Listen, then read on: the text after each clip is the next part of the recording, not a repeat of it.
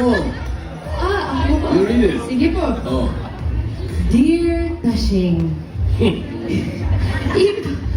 ipagpamanahin muna, hindi ako nakarating. Don't I'll get to that part. Yeah. Sa iyong kaarawan, sapagkat ayo'y naimbitahan sa ribbon cutting ng barbarian na isinabay ko siya sa panukala kong libreng gupit para sa lahat. Birya. Oo, ganun pa man, taos, puso akong bumabati sa iyo ng maligayang kaarawan.